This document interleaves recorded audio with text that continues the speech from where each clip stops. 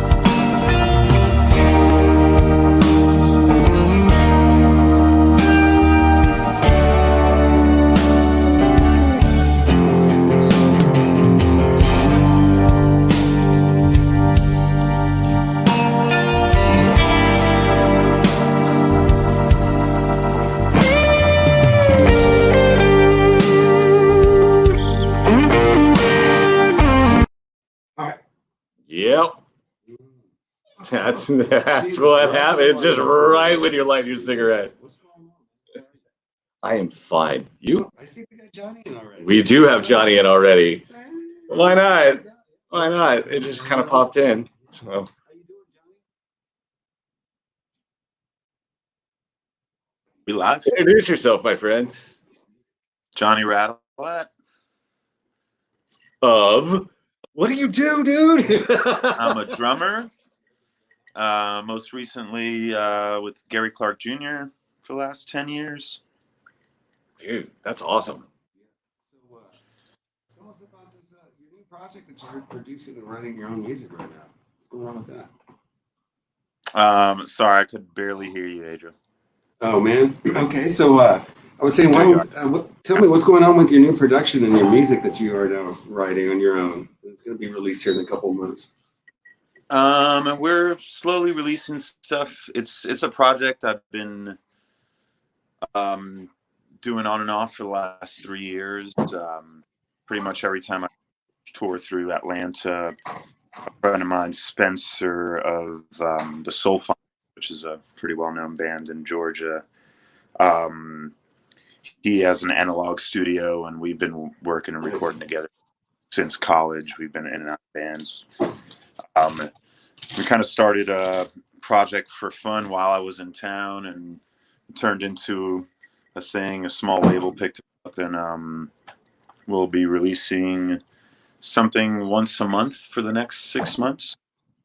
Yeah, kind of using this downtime while everybody's off the road, 'cause it's kind of one of those. It is a project where everybody in it involved has kind of their main gig or two, and then this is kind of a side thing. Yeah, and we're writing. I'm doing most of the writing and producing.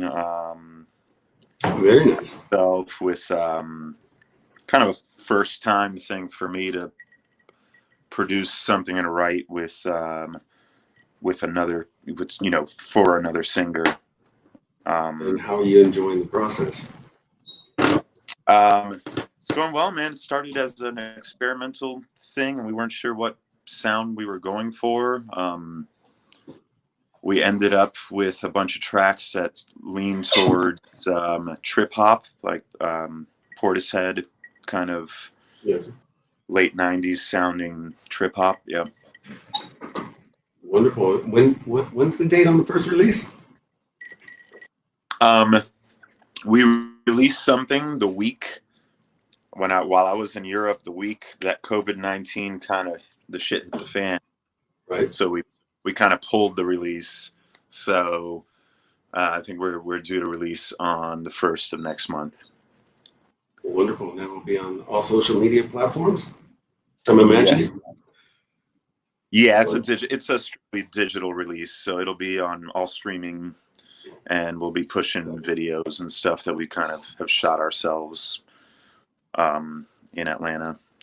And it's a cool collective of the musicians on the record, on the track are all Atlanta badasses. Atlanta's got a good thing going on. Mm-hmm. They have for a while too. Yeah. Well, I'm looking forward to get a sneak peek one day, Johnny. We'll get together, man. Oh, I'll take a sneak peek if you're down. I'm always down for good music, man. Yeah, I'll send you guys some stuff. Yeah. Fantastic. So, go ahead. Yeah, I kind of a thing that I wanted to hear about is like how you and Adriel met. So, probably I'm trying to think of how long ago. 3 years ago, or was it only 2 years ago? Must have been.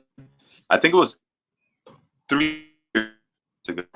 You know, we were at Tucker's. Yeah, we were at Tucker's. I assume 3 years ago. Yes. Because I think it was about 3 years ago.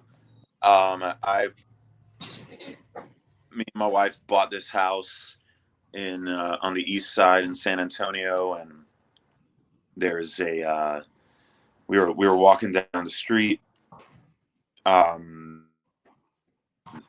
kind of just enjoying. It was a Sunday, kind of just enjoying spring. It was probably around this time of year, 3 years ago, and I heard some live music, which is rare in this neighborhood, coming from Tucker's, which is an old juke joint here on the east side in San Antonio. It's been around, how long has Tucker's been around? Since the 70s? Yeah. Am I correct in saying that? Birthed in 1968. If I'm mistaken. Yeah. A lot of people call it an old pimp bar, which I didn't know what the hell that meant. Apparently it was if people were from San Antonio, you had no idea what that meant. I still don't know what that meant. Right. So I'm from Austin. I don't know what an old pimp bar means. Yeah. So you're from Austin. It's a spot akin to. You remember TC's Lounge on the east side in Austin's? TC's Lounge was an old juke joint that had the roster of guys who had come through there in the on the grits and gravy circuit. Was pretty admirable. This is kind of similar kind of bar. Heard some live blues coming from there. Go up there and I go to the bathroom. Me and my wife have been kind of day drinking all day. I go to the bathroom. That's the only way to go, man. Yeah, I know. I come out of the bathroom and the band that's on stage that's playing like down home roots blues stuff is like, oh, we want to invite a drummer on stage. And I look at my wife, I'm like, you bitch. Because she knew I was wasted and I thought she set me up. And, it was like, ask him to sit in. She just throws you under the bus. That's crazy. She loves So I'm like, all right. I go up there the whole time. I'm like, why'd you do this? And I had a blast for the 2 songs I sat in on. When I got down, I remember Adriel coming up and saying, what's up? We ended up hanging out. And the rest is history. What's that, Adriel? Testing 1, 2. Can you hear me? Now I can. Okay, sorry, man. So anyway, I remember I was cooking for that event, and I was doing the pitmaster thing, so I had no sleep. And I remember I was telling everyone that I was going to leave to go grab me a pack of smokes, when all of a sudden they were like calling this gentleman up. I couldn't see, I could hear everything going on. And they invited this drummer up, but they were kind of ribbing him about his hair. Let's bring the guy up with the curly hair. Who is this guy? Everybody was calling him out. Hey, this guy with the curly hair is a great drummer. Come up here. Yeah. No, word, truth.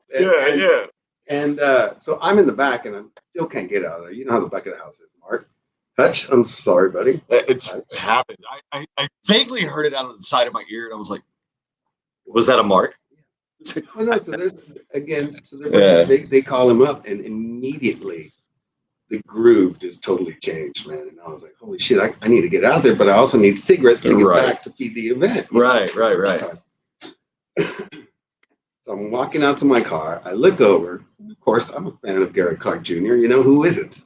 And I see him jamming, and I see his, as they say, caveman stylish way of performing when he hits his drums. I'm looking at him. I'm like, there's no way. That can't be him. I wonder what he's doing in town. I was probably a little extra that day because I was pretty lit. And so anyway, I haul ass. I go get me some cigarettes. I come back. And then I cut the end of the second song. They're blues jams, right? Yeah. I'm going to the store. I'll be right back. And so I get off, and I'm like, I'm going to hang out here in the patio for a second. When I see him there, he's still built in the area in the patio because he just got off. So I sit next to him and I go, "Are you who I think you are?" And he was like, "What?" And I go, "I know who you are." And then I remember telling him, I said, "Look, I work here. Let's go inside and get some shots on me." And then our friendship has just changed. We've jammed, and it's always a great time hanging out with Johnny. And we're always either Southtown or East Side, out there in the 210. Well, now I think we're gonna have to actually hang out like all of us together now. One day. Yeah, one day, like get to like unturned. back unturned brewery. Tucker's has been reopened down here. Unfortunately, their reopening was about a week before. It was like the second week of March, which wasn't good timing. But that sucks. Yeah. I was heading there after I would get off work. I would go down to Tucker's, say hello to everybody. They, like, it's sad. I just saw that they're doing curbside as of recently, like from 4 to 8 or something like that. You can get the to-go drinks and order off their menu. So I hope that's doing them. I hope that's doing them well. That's what a lot of bars that have the bar food are doing. Yeah, they'll survive just like everybody else will. Yeah. I mean, everybody's in the same boat right now, huh? This is the first time that because usually when it comes to like politics and economics and just general social things, I'm always like, well, my life doesn't really coincide with everything else. I'm kind of, moving in a different pattern per se, but this is like the first time that I could remember in my adult life that everybody is kind of in the same boat, no matter what industry you're in. There's subtle variances here and there, but we're all fucked.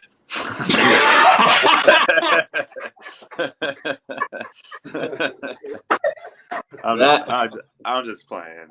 No, it's like you said, as you said, we're all in the same boat. This boat's getting really crowded right now. So yeah, whatever. I do see positivity in all this. That mostly that it seems like people are just getting back to basics. Like everybody's just forced to just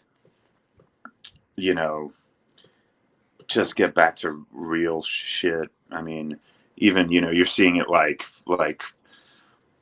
on Instagram and stuff, like celebrities are doing like regular people shit, and you're like, what the fuck? That's what I do every day. Right. They're like, here I am cooking eggs. I'm like I'm dude, I did that 20 minutes ago. Yeah. I'm walking my dog and mowing my lawn. Yeah. Mowing my lawn. I'm not having somebody else mow my lawn. Yeah. That's the one. Yeah. But it is a good. I mean, even like my parents are like going for walks every day, which they don't. It's not their thing. I noticed the parks in San Antonio have been a little bit busier than they usually are. Yes, they were busier anyway. Yeah. So like, no, there was a lot of parks that I was like passing by that I'm just like, are you serious right now? There's a lot of people here.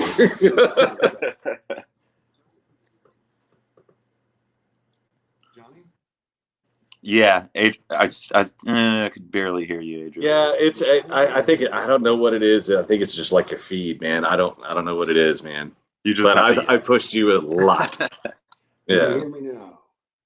Yeah.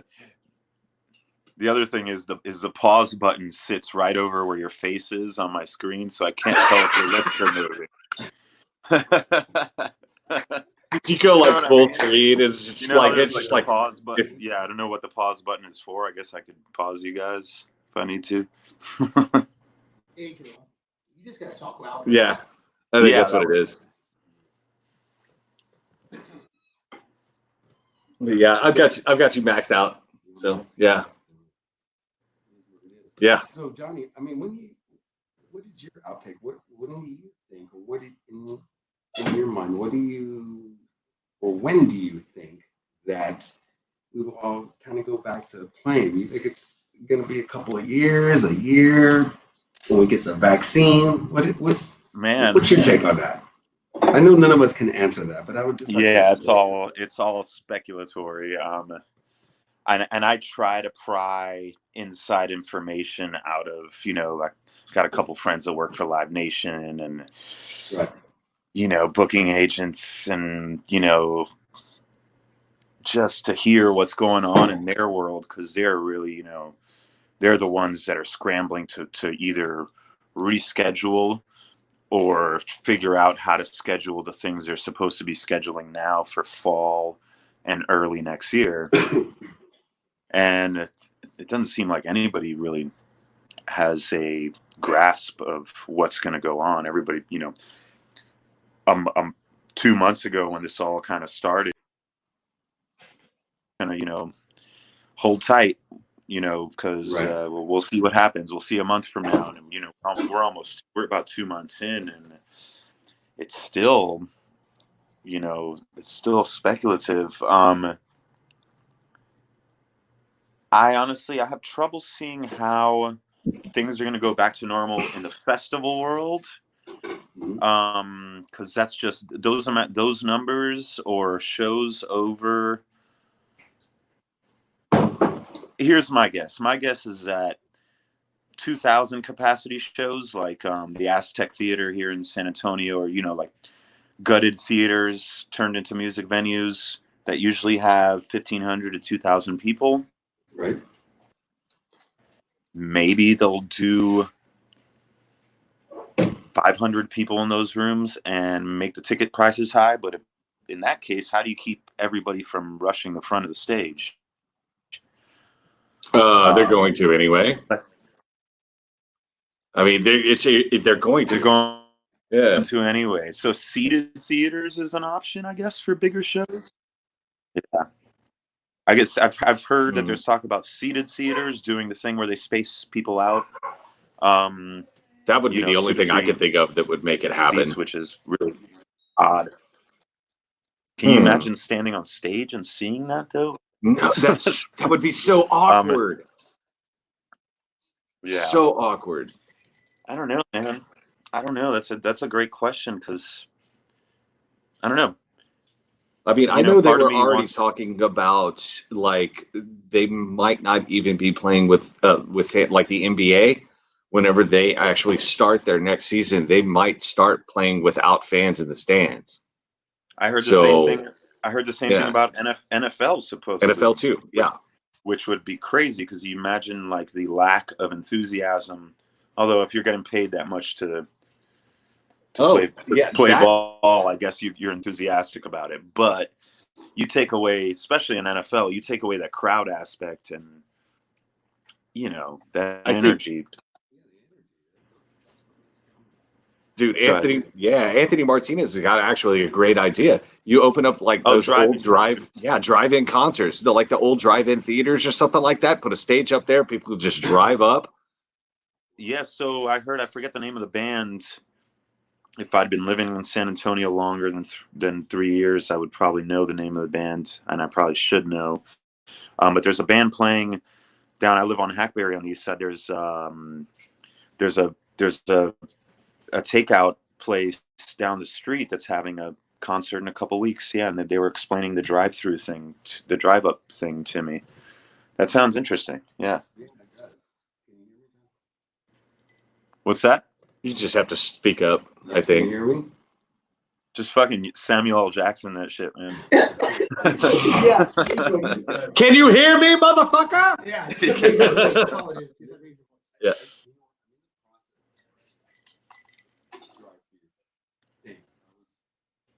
What's that?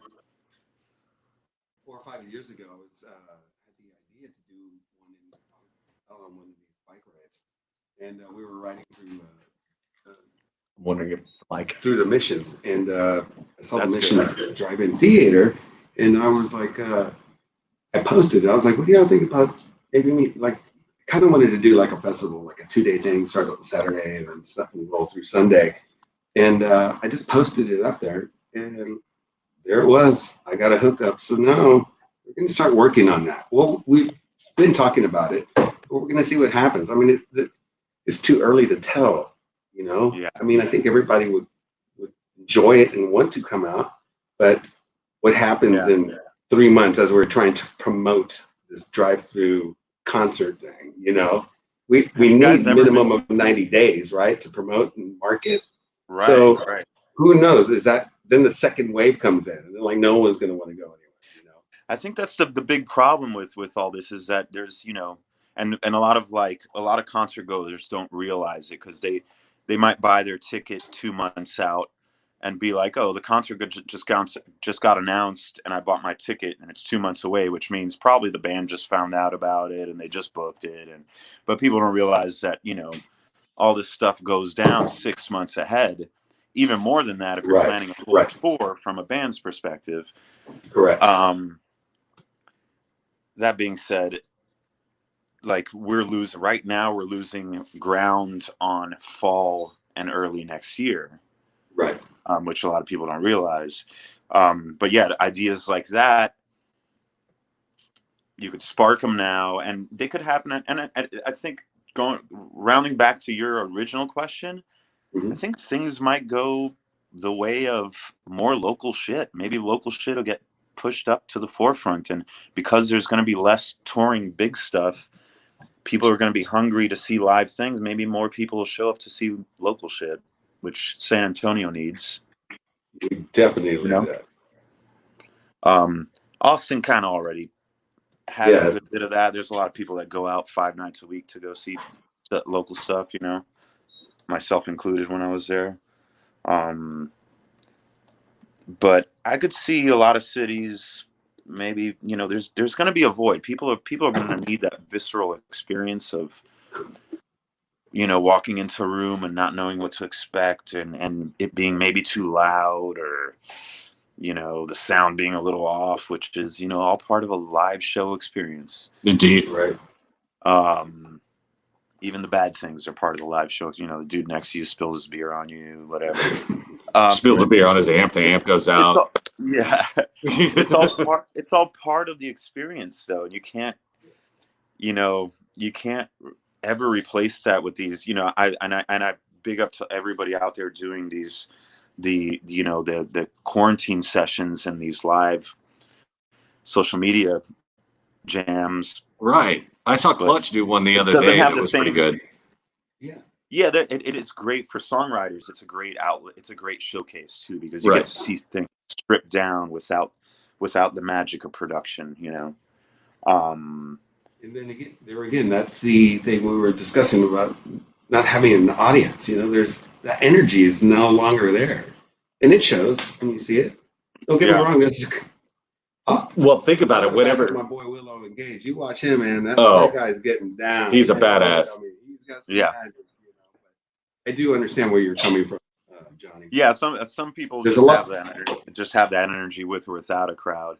Correct. But it's not the same visceral experience when there's not the danger of you getting elbowed in the face or getting sweat on or spit on by the. I don't know. I also grew up going. What shows do you go to? There was a lot more right. I want to go to a concert with you, man. Well, I'm going back. I'm being nostalgic and going back to shows in the '90s when, you know. Like Henry Rollins and. Yeah. Well, I tell you what, Johnny. If I do, go ahead. Sorry, go ahead. We got a little delay here. I don't want to interrupt. Finish your story. No, I think I was done. All right. Well, overall, I don't know where this thing is headed. Right. I hope that some of the good that comes out, just like I was saying before, that people are going back to basics and kind of root natured activities and enjoying life in simple ways. Maybe people will be so hungry for live music that they'll actually support local scenes a little bit more. No, I think the energy, like the energy that you're going to get in live shows, people are going to be so ready to go out and see a live performance that the energy that you're going to get is going to be absolutely phenomenal for like 6 fucking months. Dude, I walked in. I went the other day when San Antonio kind of semi opened up bars. It was our neighbor's birthday, and she's like, we're not going to have people over, but we're all getting on our bikes at a certain time and biking from the bar, all the bars that are doing outside service. We're just going to bike and have a drink in the parking lot and roll the next one. Right. And it was a blast. And the Luxury on the Riverwalk down here had somebody playing. This dude was playing a Soundgarden cover on acoustic guitar. And usually I'll walk into bars and, you know, acoustic cover guy and be like, oh God. Sorry, I shouldn't say that shit out loud, but you know what I mean. You're like, fuck, here we go. Because it's, you know, 9 times out of 10, it's not great. Nah. But this dude, I haven't seen somebody perform live in so long, and I think he was those 1 out of 10 that was really, really good at it. 1 out of 10, or he was just so hungry he needed to play. Maybe, yeah, and it was his energy too. But all of us were like, "Oh, this sounds fucking awesome right now," because I haven't heard an acoustic guitar through a fucking PA system. Whereas, on any given Friday night, any other time of the year, or like, let's go to another bar. This guy's horrible.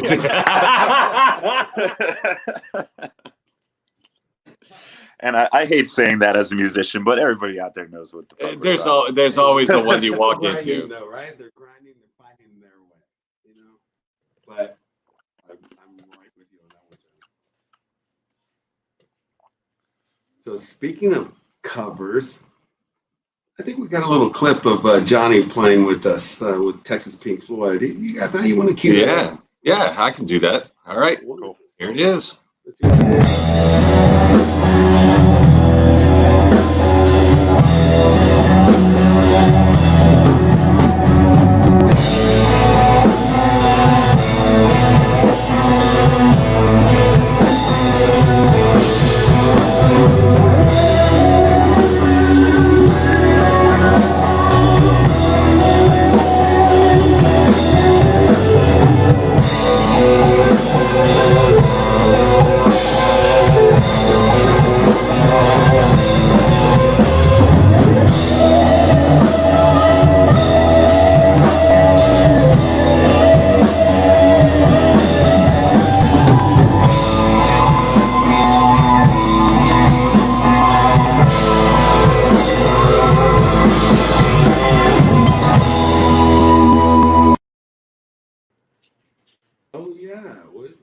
There's Johnny right there.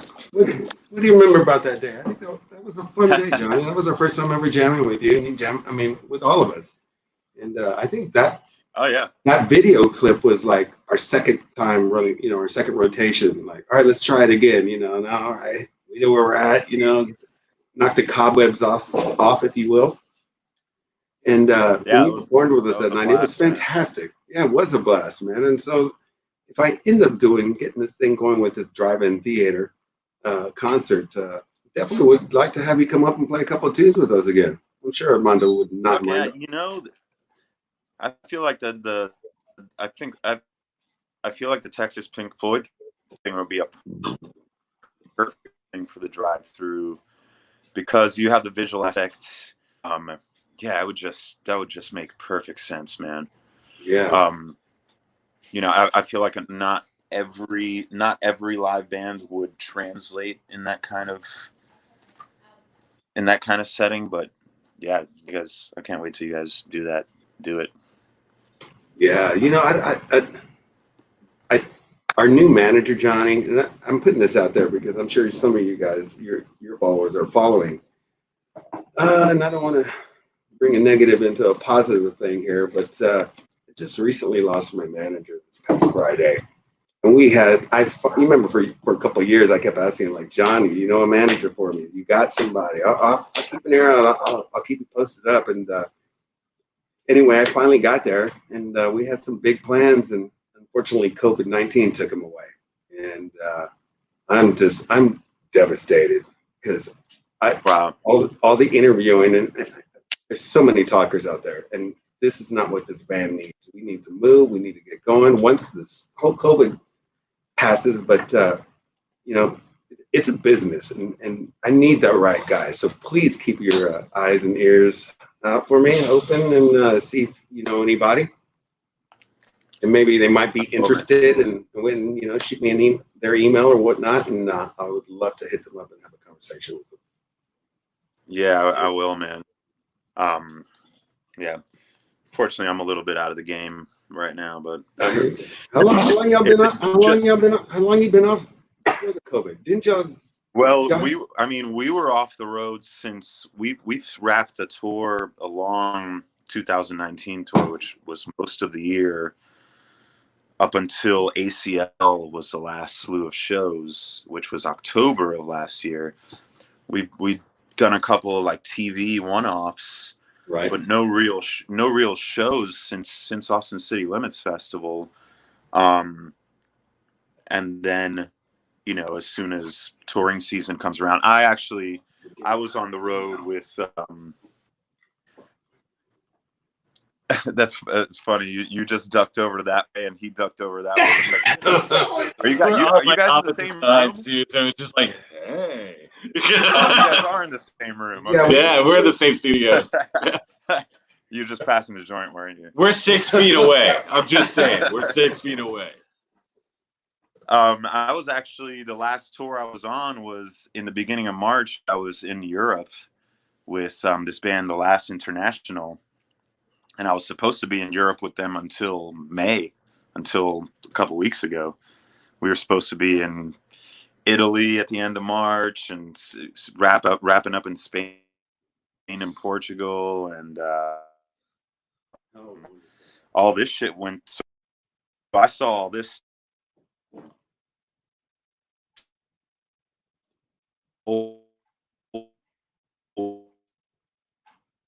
suits the cops were, and they were checking people's temperature. They're pulling people out of cars and checking their temperatures, and I was like, "Whoa, this is some like movie shit."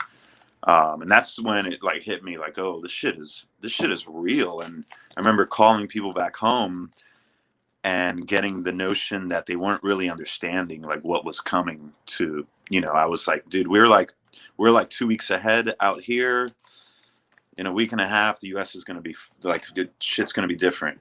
Like, I didn't want to be like panic mode, but me and most of my friends here are all like, like, don't watch too much news because they'll get you overly worried about certain things, especially being from Florida, where every hurricane season, it's like, that's where the money's made in the media. You're watchful of over coverage of stuff. But man, I remember like calling a couple of people, including my parents, and being like, I don't mean to alarm you guys, but I know you're seeing on the news, you're starting to see stories of Italy, but shit is like getting real.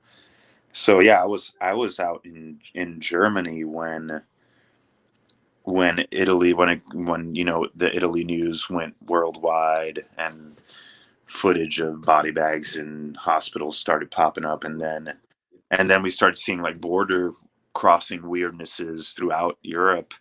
And then there was about 5 days into it, shows started getting canceled, and we had a meeting, and we're like, I think everybody who's from the US needs to fly back now, because Trump just announced that they're shutting down Europe flights coming in.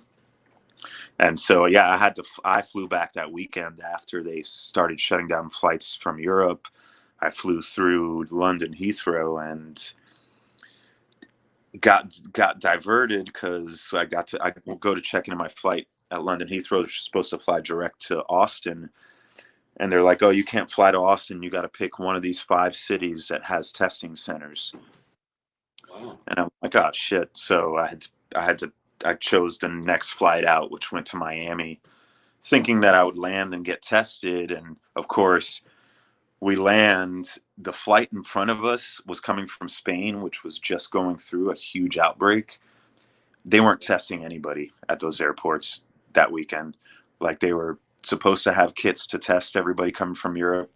They didn't have kits. They weren't even checking temperatures. They were just asking people if they feel sick. And if you say no, you go through to customs like normal.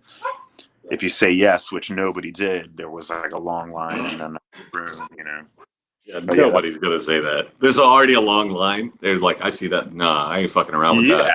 Yeah. Right. Who's gonna volunteer to get quarantined for 2 weeks and fucking TS by airport people? Yeah. But yeah, that's your question was when we were on the road last. Yeah, with Gary, I was on the road in up to October, and then we had a slew of downtime, and then I went on. I was supposed to be on the road from March through May with this band in Europe, but that got all pushed aside. I think we got a little clip here. Small little clip of you and Gary. What's that? Yeah. Well, we were just you were just wrapping up about the last time you were, on the road with Gary, and I was like, you know what? I think I got a little phone camera footage on you. Oh, cool.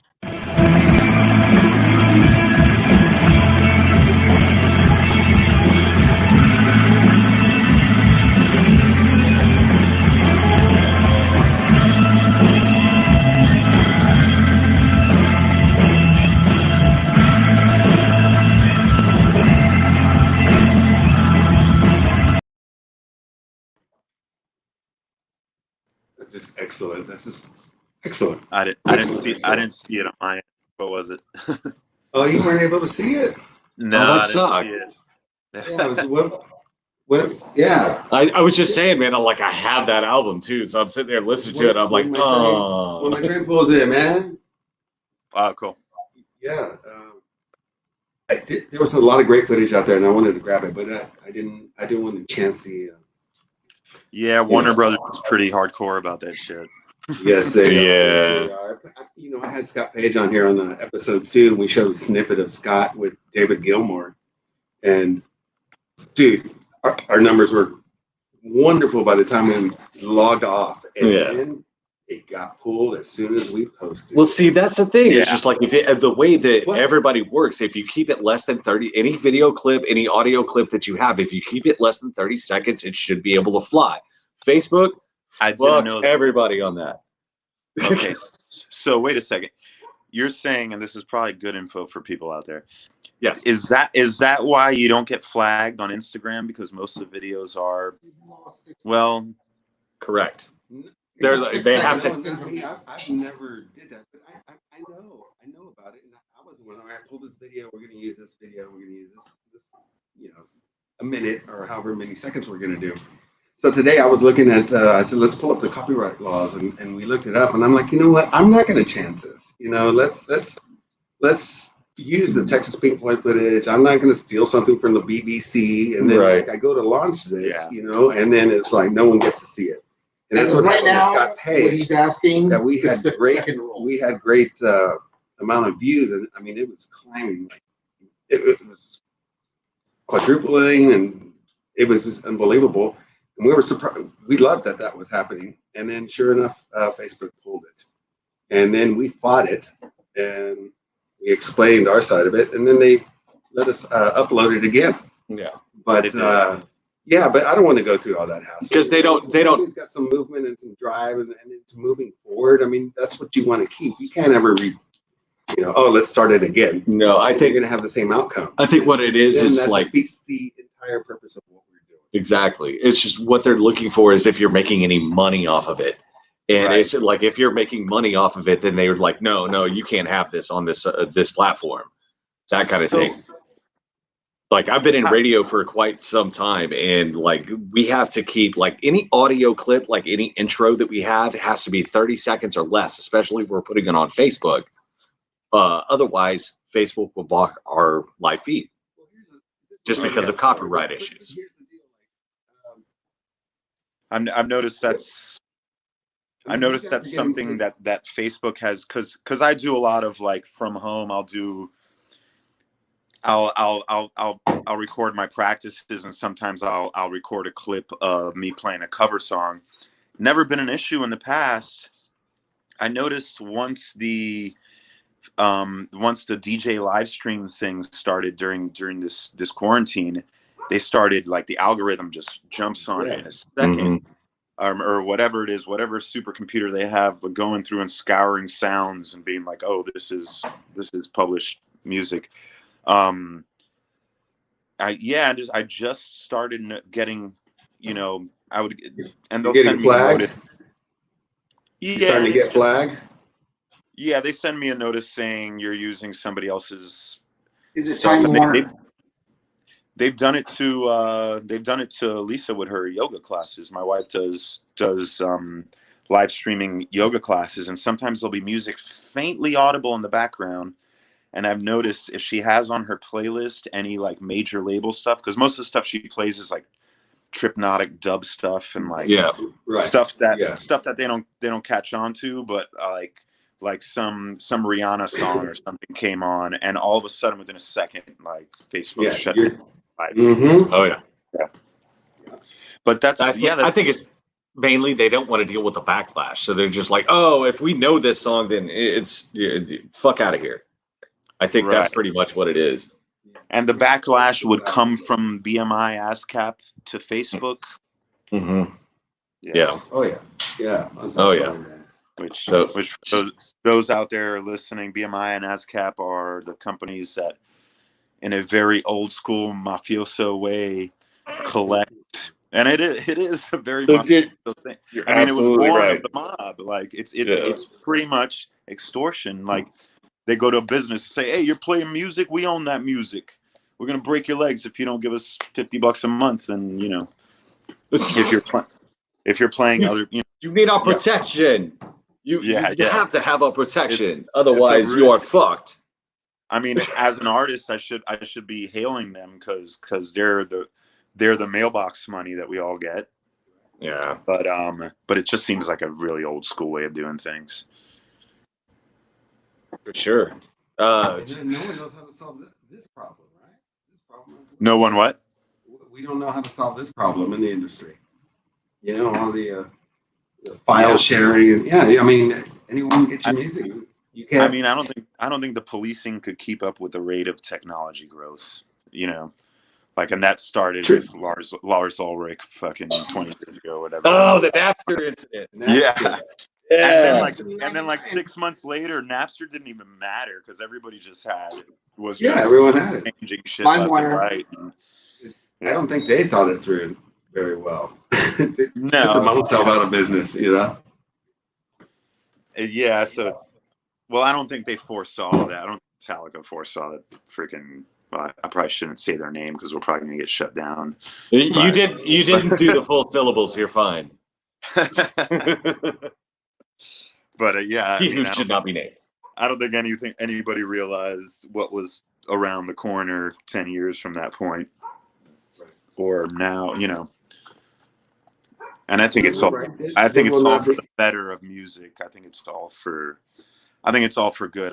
The fact that I'm going to get into a whole other world, which you guys are. No, come on, sure, man. Bring it. The fact that I could jump in your car, Adriel, and like, hey, give me a ride home. Cool. You're playing something, and I'm like, what is this? And you're like, fucking Spunky Cakes. I'm like, oh shit. I go on my phone, type in Spunky Cakes. I have access to every one of their albums. I can read their you know, like oh, they started from this, and like find all. You remember being in high school and going in somebody's car and hearing something and being like, what was the name of that band? And what song was that? And it took you 6 months to find something you were looking for. Then you finally heard it on the radio or something again. And you're like, oh shit, that's that song. And like literally searching for a piece of music for months and months through this like crumbs of evidence. Like I was in Joey's car. He was playing, dude, what was that song, that CD you were playing? Bro, I don't remember. I don't have it. Like, you know what I mean? Like it was such a thing to get your hands on a piece of music. And now everything's accessible. Like, I think it's cool to a certain extent where like, I do think it's very nostalgic to think about that search for music, where we used to like find things and it'd be like the grail. Like, I have this tape, nobody else has this tape, or this, you know, this CD is like a European or whatever, and you really can't find it. There's no such thing as that anymore because everything's on the internet.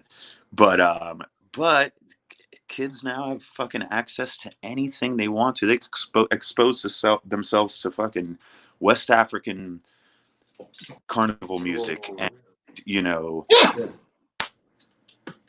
for musicians, I think that's a beautiful thing because you know you have exposure to any. You could learn about any kind of music. It's not just, oh, I lived in Trinidad for 3 months. That's how I got this in my blood. You could just be in Texas and be into Swahili music and really dig into it on your own.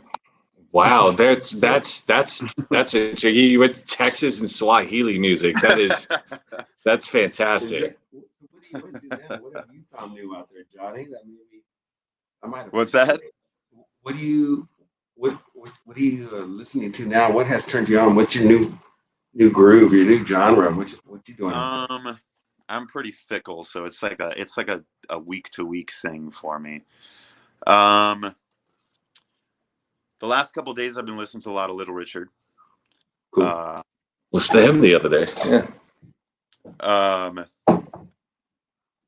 But going back to, I hate to note that people have died for me to like get into these little cycles I'm into music. But last week before last, Tony Allen, the drummer for Fela Kuti, who invented what they call Afrobeat, he passed away. So I've been on that trip quite a bit. It's amazing when like if somebody like dies and something, it's just like you get on that trip for like a week or two. Yeah. You know, it's not like I never heard the stuff, but it's like, right. You know, I go through my phases of stuff, and it's like paying it's like paying your own like homage to that genre of music or something. And it's got to be a pioneer as well, you know. And then and you start studying it, and then you kind of like exactly. And like Little Richard and this drummer I'm talking about are dudes that invented something that'll be around for multiple generations. You know, that's beautiful. You know, Little Richard fucking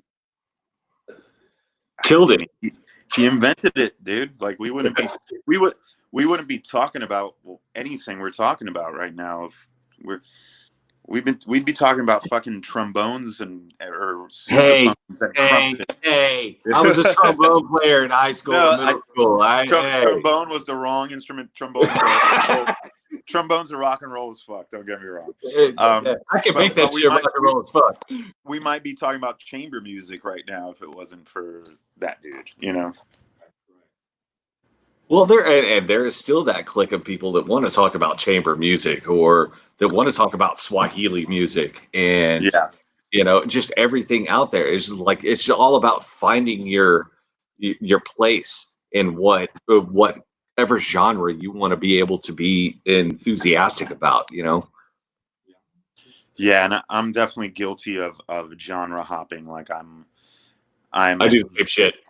I'm very deeply into a wide range of things, you know, even from one week to another, like I said, or 1 year to another, even more so. Like, you know, I go through phases, and it's all cycles. Like, you know, one of my biggest cycles growing up was Pink Floyd, and then I went through a phase after my preteens where I couldn't listen to Pink Floyd through my late teens and early 20s because it brought up too much like troubling. Like I remember I associated it a lot with that awkward preteen, and it was kind of a dark kind of pre-coming of age thing to where it took me to my late 20s till I got really back into Pink Floyd and what I was into when I was 14 and 15 years old, you know.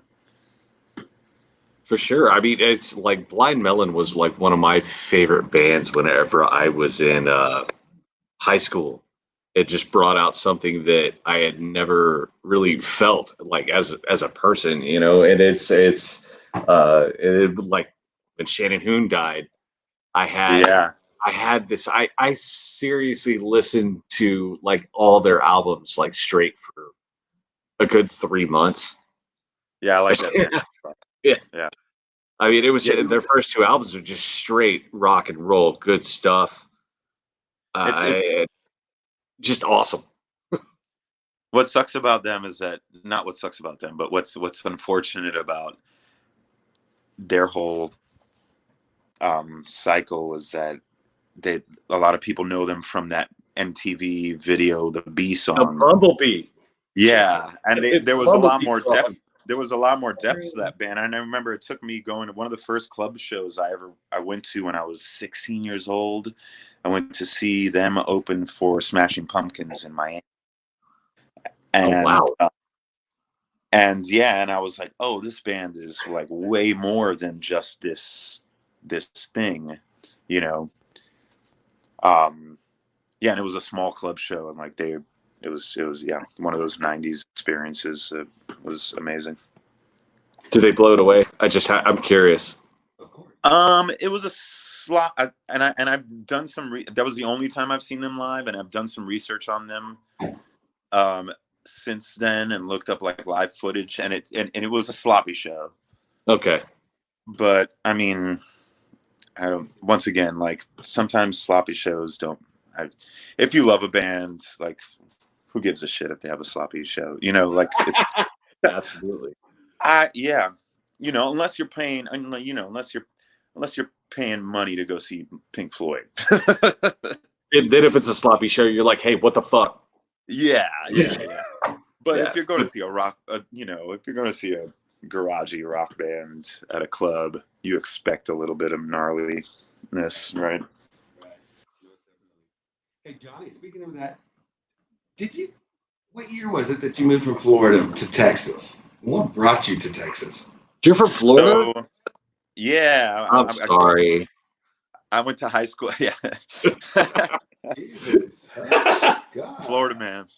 Right here. Dude, there's so much shit on Florida that we like pull all the time for headlines. Yeah, anyway, I'm always, sorry. whenever I'm watching the news, I'm like, no, please don't, please, no, not Florida. Oh, man from Florida. Fucking Florida. Yeah. It's always. I was watching Tiger, that show Tiger King that's huge right now. And fucking, I'm like, oh, cool, Oklahoma, awesome. Keep Florida out of this. And then, of course, the story goes to Tampa, Florida. Yeah, of course. But he was yeah, originally from Tampa. Yeah. I went to high school in Miami, Florida, and went to college at University of Florida, was playing in bands and touring regionally there. And I met some musicians in Austin that lived in Austin, the Greyhounds being a couple of them, great band in Austin. And I visited Austin a few times and found out about HAM, the Health Alliance for Austin Musicians, which I thought was a very progressive. This was in around 2006. I was visiting, and I moved in 2007. And the Health Alliance for Austin Musicians was one of the reasons I moved. It was I just thought like, oh, if they're taking care of the musicians this way, that's a good sign that the city is.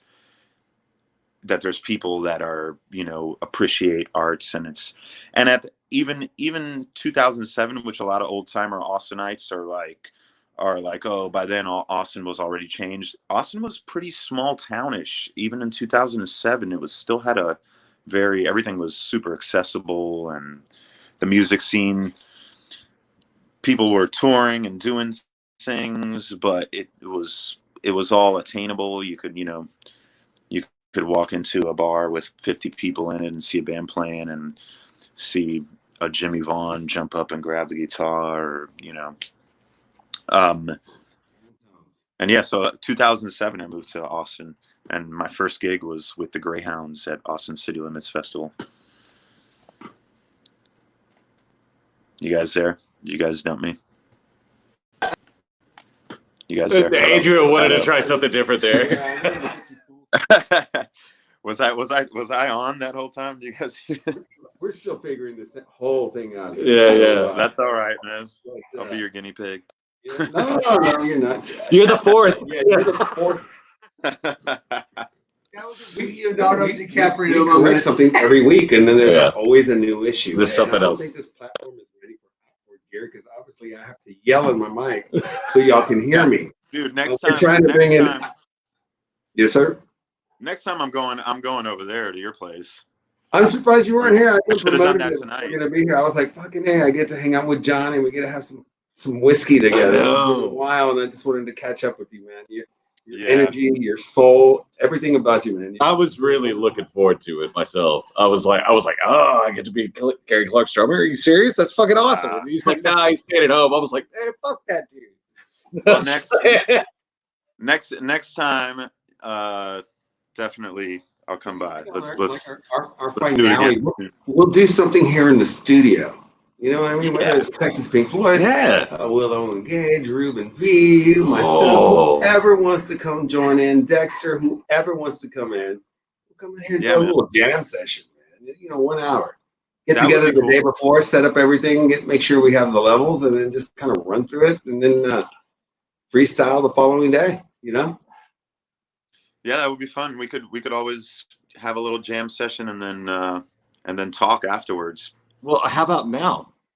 How about just throwing a little jam session on for us? You want to hear how loud the drums? Okay, so I want to hear how loud this shit is going to go through. Yeah.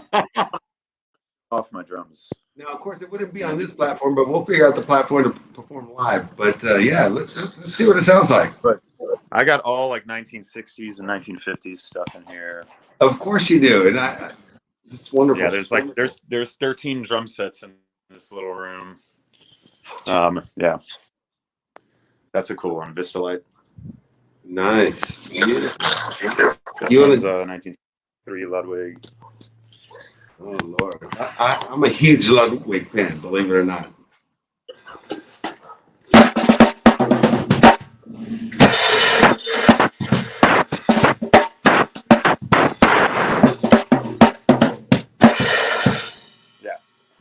Yeah. It sounds horrible on here. It sounds terrible. You still had a groove. I had the groove growing in my head, and I'm like, man, this lag fucking sucks. Yeah. What do I do? But you know what? That would be fun. We should set it up. And I got the cutting room and the control room, and we're talking about fans or friends or people that want to hear some music. We'll put them in here, and we'll, we can't have that many, but honestly, we could set up like Johnny. We could set up like a Facebook Live video for y'all to be able to do your thing. It's just fucking groove, whatever y'all want to be able to do. Yeah. Game if you are, man. The sad thing about these live streaming concerts is that it's not. I don't know if you guys saw the Rolling Stones on. There was something on Apple TV. Rolling Stones performed, and you can't. With the lag on these things, you can't really have a drummer as a part of it, because there's always going to be a lag. Like there's no syncing going on. I don't know how that technology is not there yet. It should be, but I think I might be able to fix that. It has to do with onboard gear. Really? And you have to, you would probably have to have. How would the Rolling Stones not be able to pull that shit together? Like even then, they had Charlie Watts pre-record his drums, and he was drumming on his couch. Maybe they did, and maybe he can solve every issue, but no one can hear me unless I scream in my microphone. Okay, my turn. True. Yeah. What's funny is they actually hear him, and he doesn't even have a mic, and they can't hear you. Yeah. Yeah. No, I got my phone leaning up against a pint glass. Turn it around. Turn it around. No, but maybe I should just if you and I are in a room, you know what we need to do? You and Mondo together, double drums here in the studio, and then we'll fly everybody else in. Whoever let's do it. That will be. It'll be fantastic. That would be easy to do, yeah. Hell, we might as well make it a pay-per-view event. You know what I mean? Pay-per-view event. I'm kidding, man. This is not UFC. You know what? At the end of the day, hey, let's just do it for everyone. Whoever's in it, everyone has their followers, and let's give them a little something. Something a little bit more special than just right. Okay, I'm playing tonight at 8. I'll see you tomorrow at 9. Sunday we'll do acoustic, and they're just performing the same songs. I enjoy Will, and I'm gonna blow him up again. Willow Engage. When this COVID hit, he took a little time off, and then we did some studio work together, and he did a phenomenal job. But then he started doing his little acoustic. Willow. Yeah, Will Owen Gage.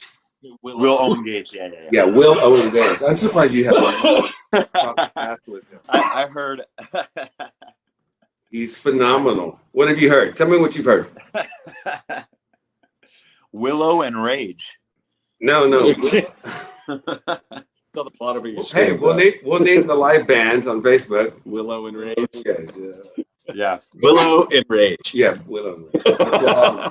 No, I think the drums and the bass being in the same room, I think the latency wouldn't be an issue, right? I don't know. I mean, I don't know. It seems correct. It just depends how drunk the drummer is. Oh, that is a good point. We're the foundation, right? That's a good point. No, I think it actually, if everything is fed through an onboard gear and into the laptop, it should be fine that way. And then you have it off one stream, and that way you have just there's no like feedback on the outside. There's no outer bleed through except for what's coming through the mics, and all of that will come through, and you wouldn't have any latency that way. Right. You would still have the buffering issue that you would get with any kind of interweb action, but well, let's try it.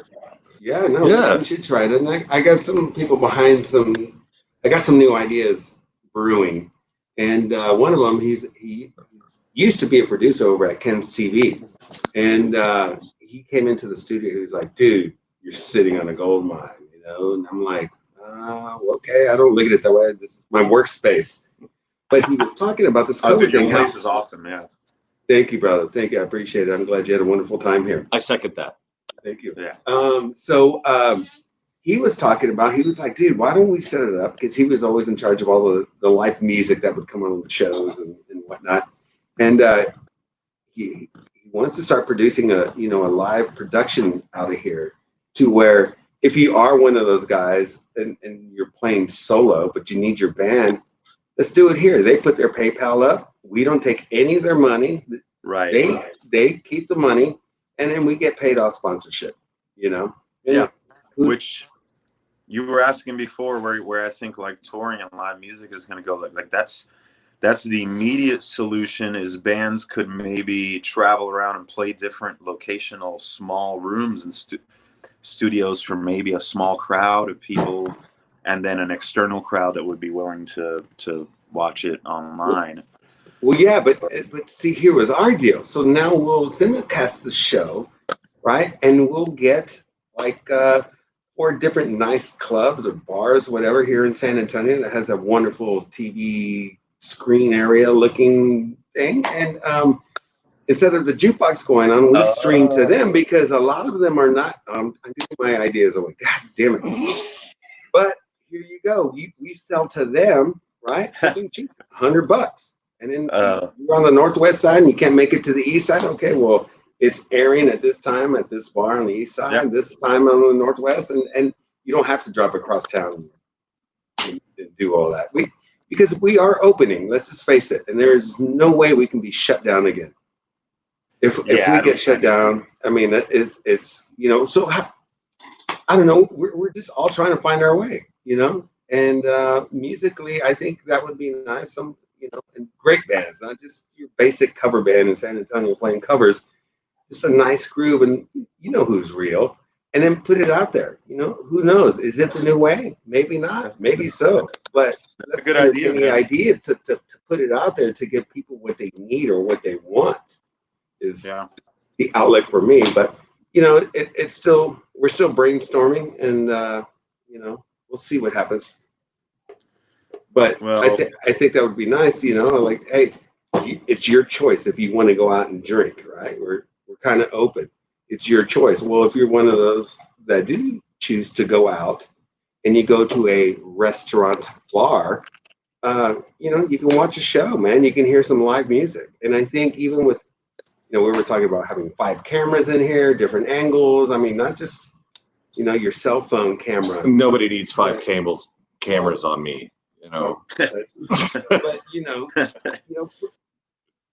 give them a great product. Give them something that, how can we all come together and reach out to one another? You really should be using your studio space for stuff like that, though, regardless. Either that or whatever. That's a great spot, man. Hey, it's one of the best drum cutting rooms in town, man. I actually have it. Big companies. I'm not going to use it. I'm not going to say their names, but they have a lot of clients. And back in the day, they would come over here and we would have to refatten up their tracks. And these are $1 million rooms. Yeah. And, I need to. It's either the engineer doesn't care and he's just there for his check, or what the fuck? Or hey, you spent too much money on your $1 million room and don't have the gear, But I've got a 32 channel analog that'll fit that. This, Johnny. So Mondo, he and I we're coming together and we're going to reopen the studio. we've already tracked one song here. And I had approached him many times, like, come on in, dude, come on in. And we finally started tracking here, and he was like, oh my God, this room sounds incredible when he was tracking his drums. Yeah. So once we're up, and we don't have to be fully up and operational and running for the entire public, but if you ever need me or Armando in our studio, you can come do your sessions here. They fly them in from California, and you need to track something. Yeah. Come on in. We'll that's take care of you, man. that's been the game lately, is trying to and I'm in this process for the first time in my music career, learning. And congratulations. I mean, it's a good place to be. Yeah, well, I'm for the first time learning I've sat behind somebody's shoulder watching them work Pro Tools for hours and hours, and I know more about analog recording than I do about Pro Tools and those things. So I'm learning the digital world through all this, having to, because people are asking me for drum tracks from home, and I'm trying to put together some mics and do what I can from home. But I'm going to be hitting you up soon about. We will definitely take care of you, buddy. I got a great friend who's a drummer too. We mic his drums like constantly. So I mean, if you need help with it, just holla. Yeah, man. We can get you covered. I'm at home trying to find an old school simple way to get just a good room sound, and to give to give people a basic idea. But for people that want to use stuff on records, I'd like to get something, now, especially in today's day and age, you need kick drums to punch, and Well, we're here for you, Johnny. Always, always, always. I'm always here for you, bud. Cool, man. Well, it was awesome talking to you guys. I had a wonderful time. Next time I'm going over there. Yes. I'll bring you guys some mezcal and fresh orange. Okay, and hey, I'll have the barbecue. My wife will not be happy. Hey, Johnny, real quick, when was the last time? The last time we saw each other was at Eastside Kitchenette, correct? And then we kept trying to, let's go have our noodles at Kimura and do our little Japanese thing, man. And it's like our schedules just didn't work out. Man, I've been craving Kimura. I might actually go sometime this week. I don't know if they're doing takeout. I'm assuming they are. They are. I know some of the cooks there, and I've been chatting with them, and they have been doing it. Hey, maybe we'll do it together, man, and we'll sit outside on your picnic table, and I'll be 6 feet away from you. We'll have some noodles. And if you're craving pizza, you can always try Back Unturned too. So Johnny, I've been hitting you up. I'm sure you see my post. I've been hanging out at a place called Back Unturned. It's on Brooklyn and Avenue B, correct? It's at Brooklyn and Avenue B. Yeah, it's like right where Brooklyn Nights used to be. Where the Brooklyn Nights was. Yeah. Yes. Right. Yes. Yeah. It's a wonderful company. So I met a friend of yours the other day who told me that he said he saw you over there. Random. I'm not supposed to be out mingling with people, but the other day I ran into somebody who knows you. Me or Hutch? No, you, Adriel. Oh, okay.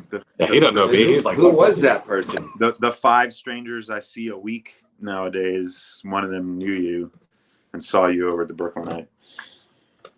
Anyways, tell them next time they see me. Tell them next time they see me to say hello.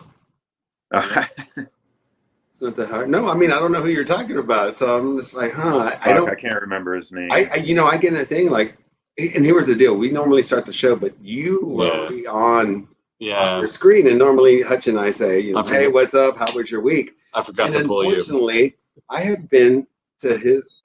You've been there like half the week, and like half the people is like, if he's not there, they're like, "Where's Brett Michaels?" But dude, I'm there all the time, and I started in a job. I started working at the old the luxury, and became elsewhere. But hey, they need my help, I'll be there. But so I've been going to Back Unturned, and it's a wonderful place. I have a meeting coming up this week, Johnny, which is exciting for me.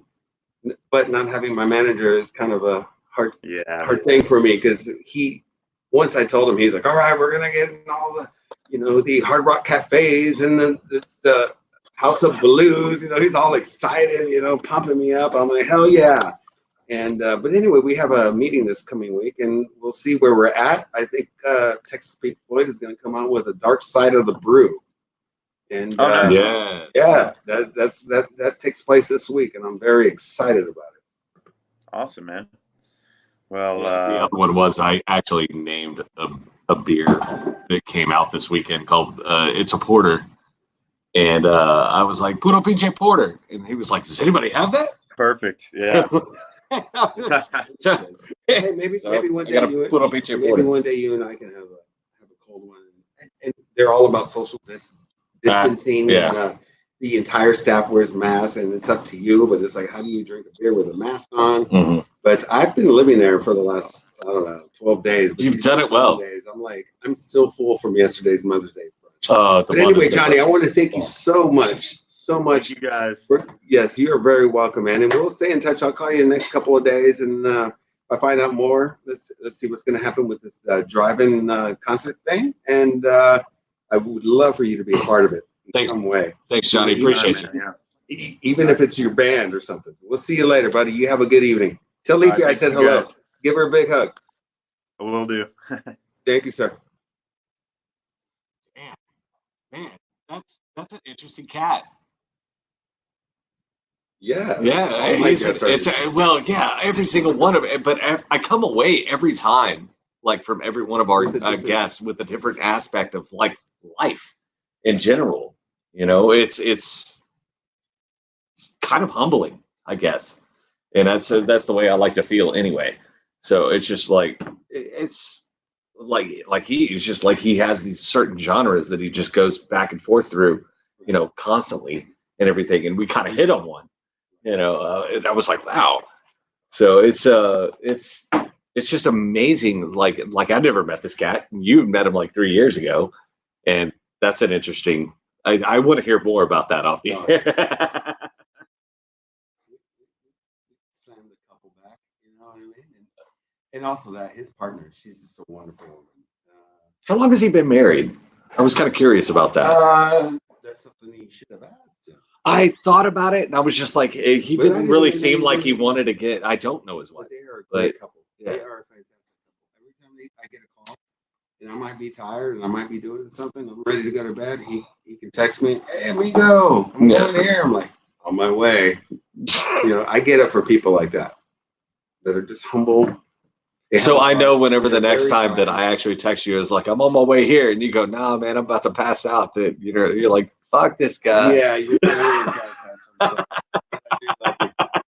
Anyway, I feel you, brother. Thank everybody for tuning in. And do we have an outboard video? I think we can use the last week's. Is that the one with the 2 bubbles? I don't know. It should have been done. It was already Tuesday morning. It was already in there. It was already in there. I just didn't know what to go. All of you. Thank you for tuning in. Thank you for your support, and we'll see you next Monday. Bye-bye. Deuces.